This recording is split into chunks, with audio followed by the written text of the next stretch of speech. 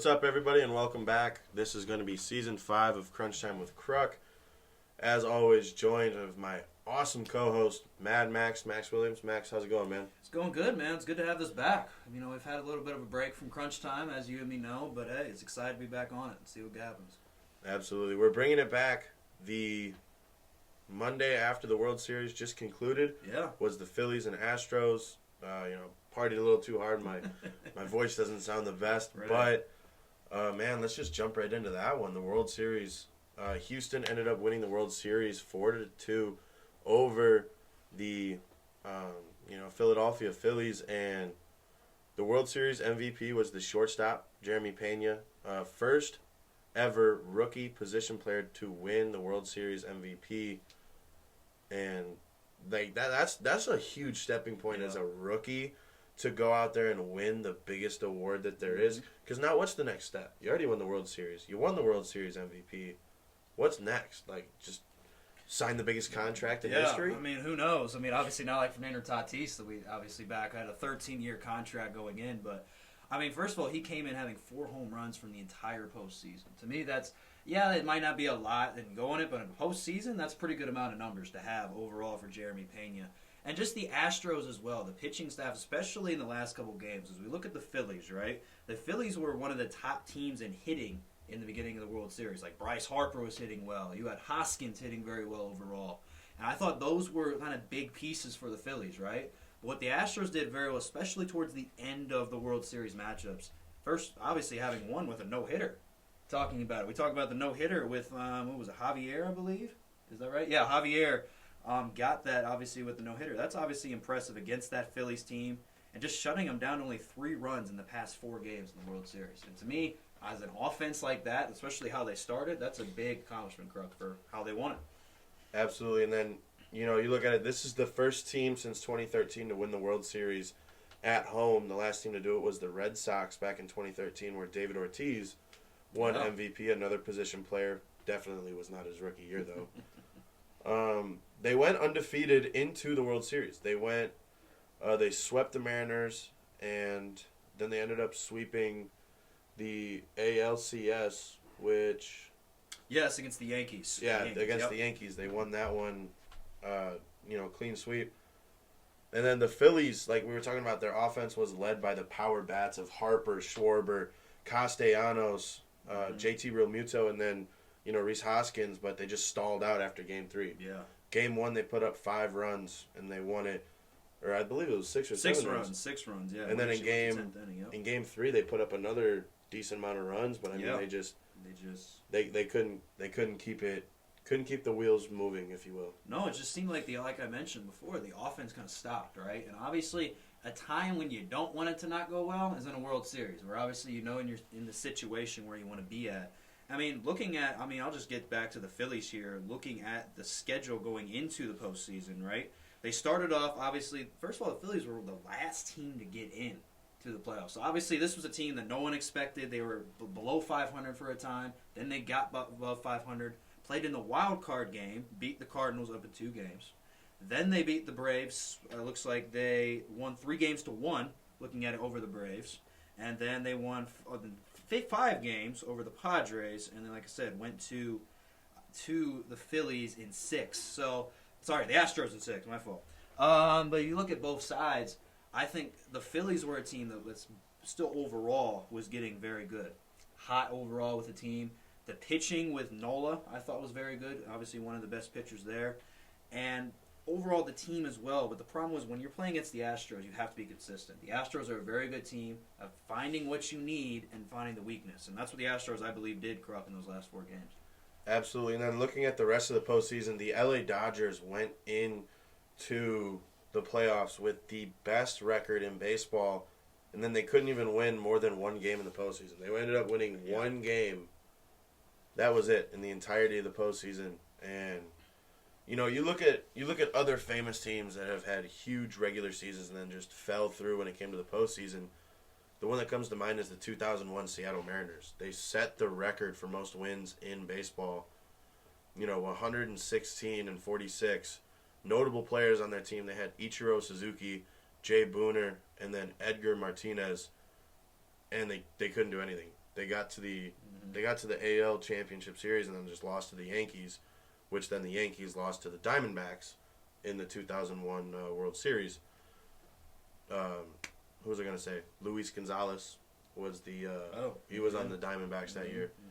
But speaking of the Mariners, they just broke their 21-year playoff drought. So the last time they were in the playoffs was literally 2001, just talking about. Yeah.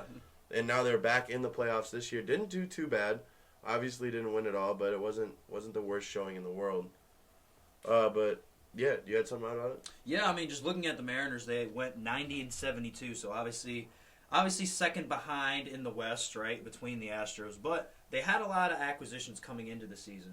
Obviously, talking back, if you don't know from previous seasons, I'm a big Reds fan. They took a lot of Reds guys from my team. Obviously, Suarez from that team, Jesse Winker as well, used to be on that squad. And they were big pieces for the Mariners in this team. And they can't, and I believe looking at it, they're going to be a team to watch in the future, especially Julio Rodriguez. If you guys don't know about him, you've got to understand who he is. Probably, if you might have heard of him, he probably was in the Home Run Derby, and he made, obviously, a lot of name for himself there. Second or third or something like that in the Home Run Derby? Came in second. Second, that's right, second. And, he obviously made a name for himself there, so who knows what's going to happen, obviously, with him in the future. Again, one of those young stars in the league, so...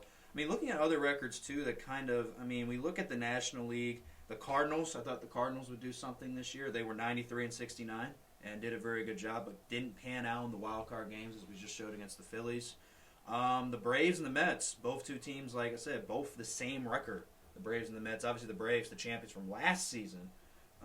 Everyone thought they might have a chance to do well in this postseason. Didn't pan out for them. Your Milwaukee Brewers there, Kruck. 86-76. Thought they might do something, but just wasn't enough to get in the wild card hunt for the Brewers. So, a lot of teams, like I said, it didn't pan out for them, but obviously, there's going to be a whole new season coming up next year, Krug. Absolutely. And then looking forward, as you mentioned, next year, we have a lot of big-time free agents this year. And we're just going to go down the list, talk a little bit about them, and then either say whether you think they're gone or they're going to stay on the team they are at. So first and foremost, we cannot forget about this guy. Just set the AL record for home runs in a single season. Aaron Judge. At the beginning of the year, he turned down a 7-year, $213.5 million extension with the Yankees. Wow. I'm saying he's gone. He's from California. Yeah. His hometown-ish is kind of near San Francisco. Might have been a Giants fan growing up. The Giants, the A's, the Padres, the Dodgers, the Angels, they're all around there. So, he could go to anyone. He could go to any team in the MLB and he would start opening day. So, I'm personally saying he's gone because he would have signed that contract if he wanted to stay. I don't know. I think he's going to stay. I think looking at the Yankees there, they know that he's obviously one of their best players on their team. And that's obviously losing that amount of money. But if the Yankees are looking at they want to change the direction for their team, then obviously getting rid of Aaron Judge is going to be a huge part of their overall census. But I don't know. It's interesting. You kind of convinced me now a little bit with obviously the Western teams like the Dodgers. They want to get more bats. Obviously, they have a lot of good players already. The Giants, like you said, didn't even know that was close to his hometown, so they got learned that. So that could be interesting to watch. But I think he's going to stay though, Krug. And then we got a speed round with pitchers. DeGrom, I think he's going to leave the Mets. When he's healthy, he's one of the best pitchers. When he's not, he's not. I'm going to say Verlander's going to stay. Carlos Rodon was with the White Sox, got moved to the Giants. I'm saying he's leaving the Giants. He doesn't want to be there, and he's going to leave. And then the last two, Clayton Kershaw is going to stay.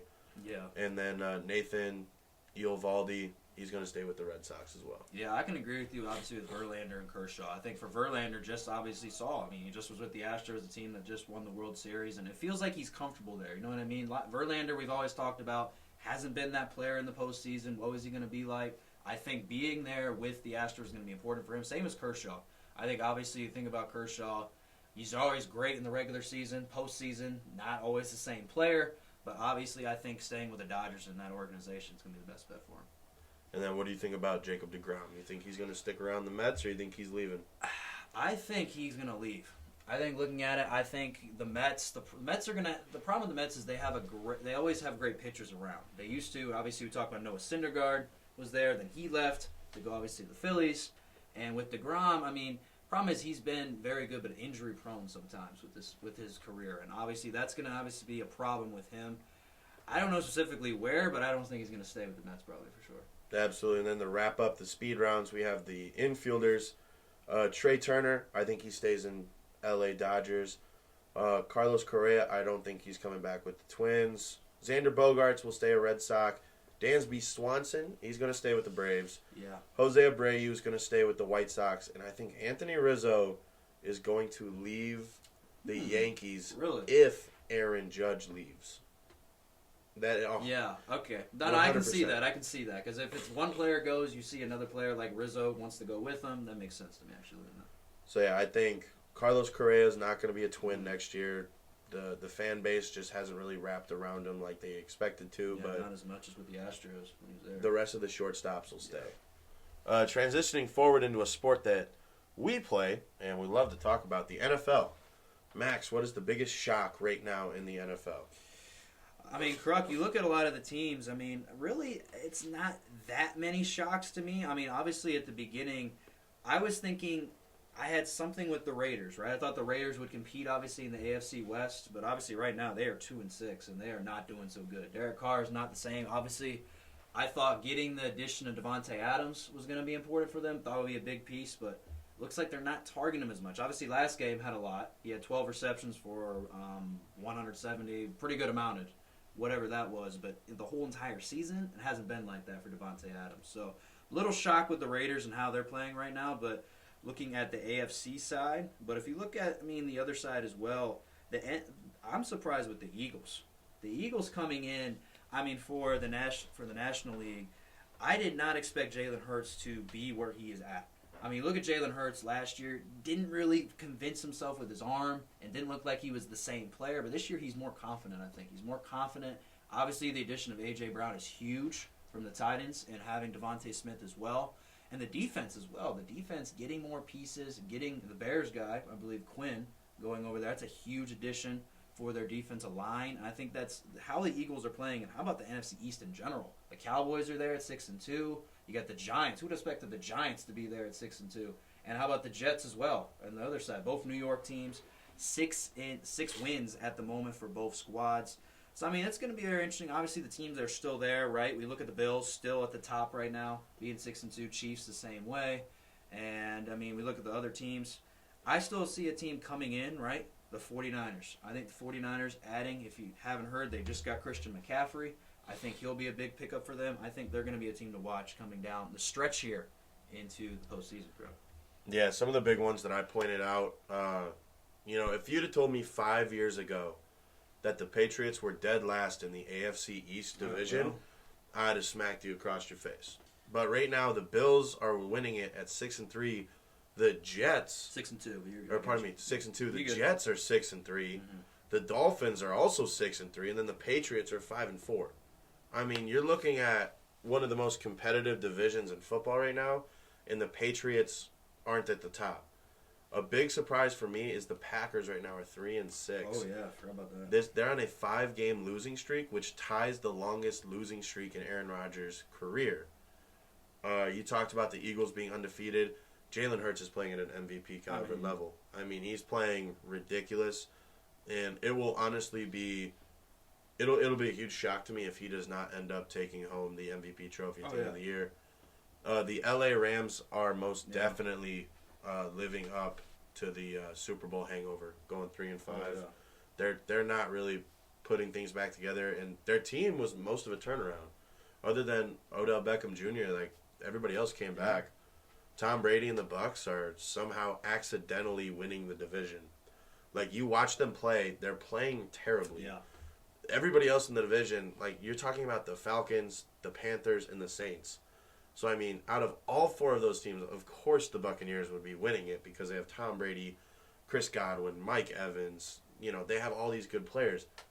But they're somehow barely winning. It's not even it's like they're trying to lose, but they're accidentally winning. That's literally what's going on when you watch the game. The Colts just fired their head coach, and they named Jeff Saturday as interim head coach, which makes me happy because he was a center and an O-lineman. I'm a center and an O-lineman. The difference is I don't know how much coaching he's done in his career. That's the thing. So, really, I want to see how much coaching he does, and how much actual coaching he does versus how much just standing on the sidelines being a presence is he. Right. You know what I mean? Yeah, I mean, obviously, if you don't know about Jeff Saturday, he used to be an ESPN analyst coming in, so obviously maybe getting with it from the analyst side, getting into the realms. What I actually heard is that he did coach at high school ranks for a couple of years. I heard about that. So obviously, but it's different from high school to NFL, though. So way different, as we all know. And speaking of the Colts, I mean, the Colts are right now, they're not consistent at quarterback or offensive line at all. I mean, Matt Ryan, they thought could change up everything after Carson Wentz. He has not been what they lived up to. Jonathan Taylor has not been healthy for the entire season, which is not good because obviously being their best player. And just how about offensive line? Hopefully Jeff Saturday, being an offensive lineman like you said, maybe change that offensive line and make them better. We'll see, though, because the Titans right now are 5-3, but don't have Ryan Tannehill in the mix. And then getting back, like you said, about the Rams, right, being a 3-5, I'll mention my Bengals, right? Obviously, I'm a big Bengals fan. They're 5-4. They are above 500 right now, but again, I'll say this about my team, the Bengals, right? They are not consistent every single week. I mean, one week you lose to the Browns, and it's horrible. It looks like I don't even know what to say. And then next week you have Joe Mixon going on for 5 touchdowns. It's like you just need to have that consistency going on, especially against the playoffs, against teams like you said, the Bills, the Chiefs, Chargers. I mean, I still think the Dolphins are going to be a team to watch. I still really like Tua, and having the addition of Tyreek Hill and Waddle is going to be a threat in the AFC. So, I mean, it's a lot of, and obviously there's a lot of differences going on in the NFL. I think you obviously thought the teams that we thought should be there are not showing up, like the Packers and Buccaneers, and then you're having surprise teams like the Eagles, right, coming up. The Seahawks, yeah, they were there in the past. They're 6-3, somehow winning the NFC West right now. And the Giants and the Jets are right now 6 wins. So, a lot of craziness going on into the playoffs, Kruck. Yeah, you took a couple of my points right before I could say them there, too. Joe Burrow and the Bengals having like a slumpish kind of a year after making the Super Bowl. I've heard people, from around campus, obviously we're college athletes, I've heard people around campus been saying, last year was just a fluke year for the Bengals. I don't think so. No. I think Jamar Chase, Joe Mixon, and Joe Burrow are going to be a heavy-hitting offensive powerhouse for years to come. And then they got, is it Higsby is your guys' tight end? It's Hayden Hurst right now. Hurst. For the Rams. You're good. Oh, my bad. Hurst. He's a solid tight end. He's not terrible. Mm-hmm. Your defense, it's got its glory moments, but right now, I mean, it's just you guys play down to your competition, and then other weeks you guys just roll over teams. Looking at my other points, Justin Fields. I'm a huge Bears fan. If you guys don't know, Justin Fields is showing glimpse of hope for the struggling Chicago Bears. I mean, literally yesterday, November 6th, the game against the Miami Dolphins, he was going off. He was going crazy. And it was insane because I'm just like, okay, why can't we do this against the Packers or against teams that I think we're supposed to win against? Why are we doing this against the Dolphins, like a team that is playoff bound? But, I mean, I'm not going to complain. Anytime you produce is when you produce. The 49ers now have one of the most powerful offenses, in my opinion, with the addition of Christian McCaffrey because, I mean, you got Jimmy Garoppolo, which I know people sleep on him all the time, but I think Jimmy G is really good. You don't get called the next Tom Brady for no reason, right? He's good. Mm-hmm. He maybe not be Brady, but he is good. Christian McCaffrey, you got Deebo Samuel. The O-line, their O-line is good, especially led by Trent Williams. I mean, I think the 49ers are going to make a decent run for it. I don't think they're going to end up winning it, but I do think they'll make the playoffs.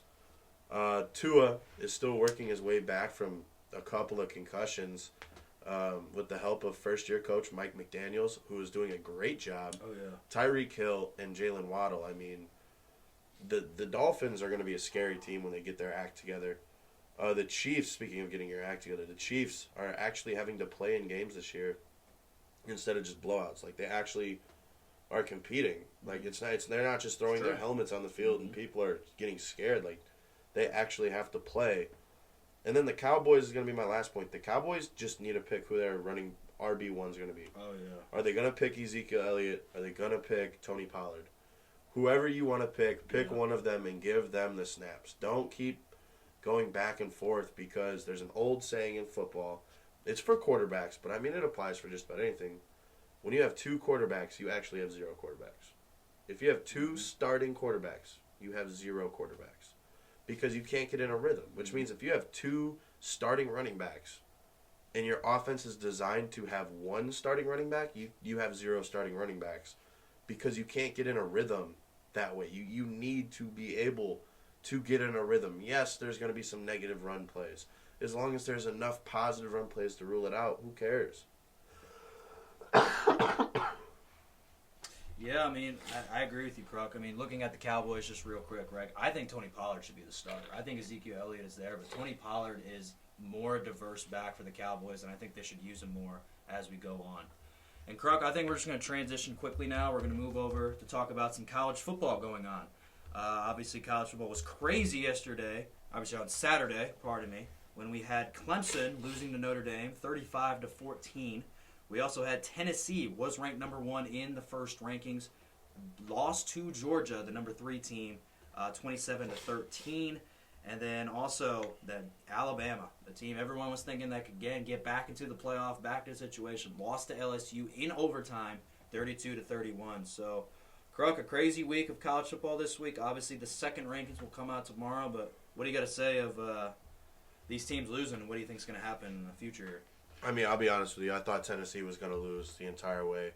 Tennessee was the number 1 seed, but, I mean, yeah, they beat Alabama, so, I mean, you can't say they were untested. But, I mean, Alabama, even great teams lose a game once in a while. The 85 Bears, the greatest team of Chicago Bears to ever be assembled, lost to the Miami Dolphins on Monday night. I mean, you look at even what was the year the Patriots went undefeated into the Super Bowl? Was that 2017? Or 2015, 16, somewhere in there? Yeah, it was 2015, I believe. Anyways, they went undefeated, and guess when they lost? The Super Bowl. Mm-hmm. Alabama, you look back at their history, when they go into the national championship with 1 or more losses, are more likely to win it than when they go into the national championship undefeated. Yeah, I mean, I get what you're saying, but I think with Alabama, right, the 2 losses that they lost to Tennessee and LSU, both ranked teams on the road, and losing them by that much. And what I was thinking of Alabama, and I'll put it this way, I thought they would have a very good defense overall. I thought their defense was going to be great. Obviously, everyone was hyping up really well Will Anderson Jr. Thought it would be a great linebacker for Alabama this season. People thought it could win the Heisman Trophy or be in the front runner for that. Haven't really had the stats as much for him in the season as we thought we would.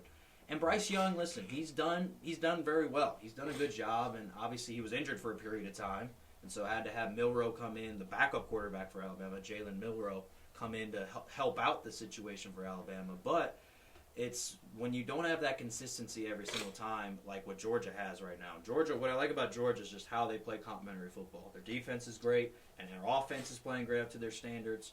I mean, Alabama is not having that this year.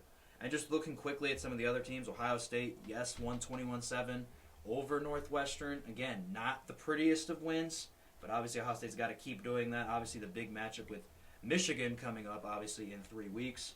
And, another team, too, you can't sleep on TCU. I'm telling you, TCU is a team that, coming from the Big 12, Max Duggan can play. He threw last game for 341 yards against West Virginia, which West Virginia, listen, not the best of teams, right? But obviously still came in there and took care of business, which was important for them in that matchup. So I think looking at it from both of these teams' perspectives, I think the rankings this week, coming up for the college football rankings, should, for me, end up like this. It should be Georgia, I believe, at number 1. I think Ohio State probably will be at 2. Wouldn't be surprised they get to 3 and they move Michigan up to 2. But that's, again, debate. That's what they're going to have. I think Michigan will be at 3. And I think TCU will move up to number 4. I think Tennessee probably will be like 5 or 6. And Alabama, they'll be dropping probably out of the top 10 after that loss, probably to LSU. I mean, speaking about big losses, I think Clemson, who just got beat by Notre Dame, Clemson's going to get dropped heavily. They're going to go down to, I believe, probably number 12, number 13. A team that I know doesn't really get that much love, but, I mean, I've been there personally. I've been on their campus. I have family who lives out in Virginia, kind of nearby them, but the Liberty Liberty Flames. They're number 19 right now. They just won another game. They're going to go up a little bit. Do I think they're going to make a natty run? No. But, I mean, dude, like, honestly, they're going to make a decent-sized bowl game. It's going to be fun. And, I mean, you look at it last year. Malik Willis was their quarterback, and that's really the only reason people were really talking about him. But, I mean, they have sustained success now. You can't deny that. You can't sit here and act like they aren't that good. So, I mean, I think the Flames are going to make a run for it. But I am a Wisconsin Badgers fan, so it kills me to say this, but the Illinois Fighting Illini are going to be ranked in the top 20 again. So, I mean, hey, Illinois, good for them. Yeah, man. Illinois obviously had a tough loss, though, to Michigan State, so we'll see how they will fall. But who would have thought Illinois would be in that position in the first place? 7 wins. And speaking of those teams real quick, how about Kansas? A team that we didn't expect at all real quick. They all of a sudden are bowl eligible for the first time since 2008, so props to them as well. And finally, Kruck, we're just going to talk about some NBA news here. NBA just starting up their season a little bit ago. And again, looking at some of the rankings coming into this season, a lot of teams that we kind of expected going in. The Boston Celtics right now are 6-3. The Memphis Grizzlies in the West are 7-3 right now. You look at the Dallas Mavericks, they are 5-3. And then teams that kind of weren't expecting, right? The Cleveland Cavaliers right now 8-1 for their season. Obviously, getting the acquisition of Donovan Mitchell was a big part for their offense as well. So just some of the stat lines there. But, Kruck, we look at some of the NBA information. Anything that kind of shocks you at the moment or anything you want to say about that from the NBA so far? Oh, yeah, absolutely. Looking at it, I mean, I'm looking at it, and the Bucks are 9-0. The Bucks are 9-0, and I'm like, all right, they got Giannis leading them. No big deal, right? Like, to be expected coming out of the gate hot. They're going to slump a little bit, probably either 1/3 of the way through or 2/3 of the way through, because everybody slumps just a little bit, but they'll definitely end up winning.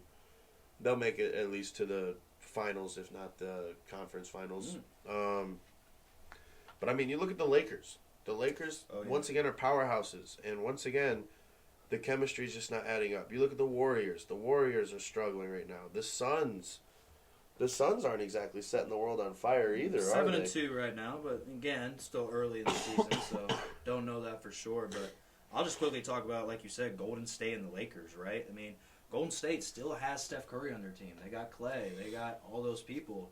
Right now, I think their problem is, coming in, they're not healthy overall. And the problem is Steph Curry's not always healthy getting on the team. And when those 3 players are not on the court, then you know that's a big difference for the Warriors. And for the Lakers, it's kind of been the same thing that's happened from the last season. It's the chemistry happening between the 3 guys. Westbrook, Davis, and LeBron is not the same. And obviously, I'm wondering, what will LeBron do? Obviously, LeBron's in a situation right now, kind of in his last year of his contract. Will he want to stay with the Lakers? Will he want to get out of there, retire? Who knows what's going to happen with LeBron coming in the future? But I'm kind of surprised with the Cleveland Cavaliers. They coming in at 8-1. I mean, I thought the addition of Donovan Mitchell would help out a little bit, but he's actually helped made that team kind of a team to watch out now. I mean, you got Jared Allen from last year, still a very good offensive center that can make a lot of plays for your team. Obviously, Darius Garland, a great player as well. Those are kind of players that are going to be big marks for the Cleveland Cavaliers. And we can't go anything with that NBA with coming from the previous seasons from my New York Knicks. If you don't remember a couple years ago, the New York Knicks, I had it for a situation, but then they didn't pan out to do anything after they made the playoffs. But looking at them right now, right, New York Knicks are 4-5. So, yeah, it is early in the season. They're right there, not at 500. But obviously Boston and Toronto are leading that 6-3, 6-4. So, I don't know, Kruck, it's early. But Milwaukee, like you said, a team to watch. Cleveland's a team to watch. At the moment, Phoenix Suns, you can never sleep on them. And I think the Warriors are going to turn around. I think early in the season, 3-7. I think when everyone's healthy, they'll probably figure it out together for the Warriors. I'm gonna end the show with one hot take right out the gate. Memphis Grizzlies are making the NBA Finals this year.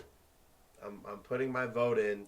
The Memphis Grizzlies coming out of the East, making the NBA West, Finals. Or pardon me, West. Yeah. Which doesn't make sense because they're on the east side of America. They're more near the East than the West. It is what it is, I guess. But whatever. So yeah, I'm going Memphis Grizzlies, and I'll decide who my other one is later. You want to make a pick, Max? I mean, looking at it, I mean, it's probably way too early, but I'd still say you got to watch out for the Phoenix Suns. I think they'd probably be a team to watch with Booker and all them. Obviously, can they not choke in the playoffs? That'll be something to see. But looking at the East, I would probably, I don't know, I still think it's Milwaukee right there. I think Milwaukee's a team with Giannis and Chris Middleton. Those are going to be guys, and especially a couple years ago back, they were there at this situation. They know what it's about. They want to get back to that, and obviously, I think it's their year. Obviously, 9-0 right now, but we'll see what happens as the season goes by. All right, absolutely. We'd like to thank you all for continuing to tune in. This is so much fun for us to put on. We absolutely enjoy talking about sports, having you guys listen. If you want to tell others about it, we would absolutely adore that. But until next time, this is Kruck, Mad Max, coming to you live from Avila University. Until next time, take it easy and make sure to mow your yard at least one time before it snows.